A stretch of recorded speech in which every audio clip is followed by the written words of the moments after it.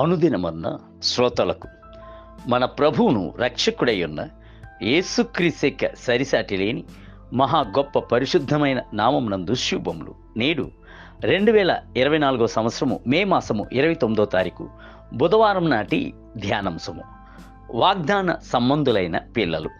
రోమిల్కి రాసిన పత్రిక 9వ అధ్యాయము 8వ వచనమందు వాగ్దాన సంబంధులైన పిల్లలు సంతానమని ఎంచబడుదురు.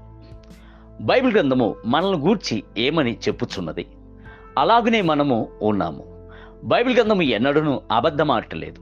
మన యొక్క దేవుడు మాట తప్పనివాడు. ప్రభువు చూచుచున్నట్లు మీరును మిమ్ములను చూచుచున్నట్లు ప్రభు మీ యొక్క మనోనేత్రములను వెలిగింప చేయునుగాక.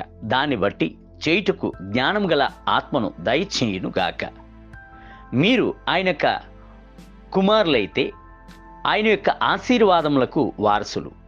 అపోస్తలుడైన పౌలు వ్రాయిచున్నాడు, సహోదరులారా, మనము ఇసాకు వలె వాగ్దానం బట్టి పుట్టిన కుమారులమై ఉన్నాము. గలతీయులకు రాసిన పత్రిక 4వ అధ్యాయము 28వ వచనం. అబ్రహామునకు హాగరు ద్వారా ఇస్మాయిలు అను కుమారుడును, కేతురా ద్వారా కుమారులను ఉండినప్పటికీ సారా ద్వారా పుట్టిన ఇసాకు మాత్రమే వాగ్దానం యొక్క కుమారుడై ఉండెను. అబ్రహాము తనకు కలిగినది యావత్తును ఇసాక్కు ఇచ్చెను. ఆదికాండము 25వ అధ్యాయము 5వ వచనం. కొత్త నిబంధన యందు మనము అన్యజనులుగా ఉండినప్పటికీ వాగ్దానము చేయబడిన క్రీస్తు యొక్క బిడ్డలమై ఉండుడి చేత మనము వారసులము. తండ్రి అయిన దేవుడు మీకు క్రీస్తును, పరలోకమును, సకల పరిపూర్ణతను దయచేసి ఉన్నాడు. అవును, వాగ్దానము ఇచ్చిన వాడు నమ్మకస్తుడు. ఆయన యొక్క వాగ్దానములన్నీ క్రీస్తు యేసునందు అవుననియు ఆమేననియు ఉన్నది. ఈ వాగ్దానము మీకును మీ పిల్లలకును ప్రభు అయిన మన దేవుడు తన యొద్దకు పిలిచిన వారందరికీ అనగా దూరస్తులందరికీ చెందురు. అపోస్తలుల కార్యం 2వ అధ్యాయం 39వ వచనం. అమెరికా ప్రెసిడెంట్ అయిన అబ్రహాము లింకన్ను చూచుటకు పలు దేశముల యొక్క ప్రముఖులు వచ్చుచున్నప్పుడు వారు వైట్ హౌస్ బయటనే కనిపెట్టుకొని ఉండవలెను. ప్రెసిడెంట్ అయిన లింకన్ను పిలిస్తేనే తప్ప వైట్ హౌస్లోనికి వెళ్ళుటకు వారికి అనుమతి లేదు.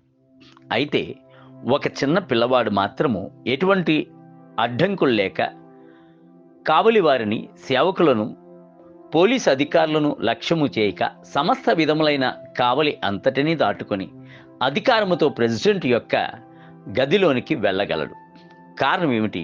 అతడు ప్రెసిడెంట్ యొక్క కుమారుడు. దేవుని బిడ్డలారా, మీరు రాజాది రాజు యొక్క కుమారులు, ప్రభువుల ప్రభు యొక్క ముద్దు బిడ్డలు. ప్రభు యొక్క కృపాసనం వద్దకు ఎల్లప్పుడూ స్వతంత్రులై మీరు సమీపించవచ్చును. ఎందుకనగా తన్ను ఎందరూ అంగీకరించరో వారందరికీ, అనగా యేసుక్రీస్తు నామమునందు విశ్వాసం ఉంచిన వారికి దేవుని పిల్లలగుటకు ఆయన అధికారము అనుగ్రహించును. యోహాను సువార్త 1వ అధ్యాయము 12వ వచనం. అట్టి అధికారము ఉండుడి చేత మీరు జయమును పొందుదురు. దేవుని మూలముగా పుట్టిన వారందరూ లోకమును జయించెదరు. మీరు ఆనందించి ఉల్లసించుడి.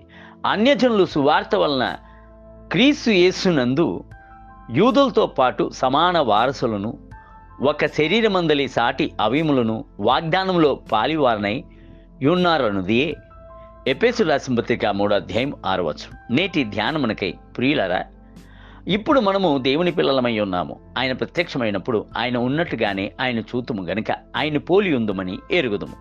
యోహాను రాసిన మొదటి పత్రిక 3వ అధ్యాయం 2వ వచనం.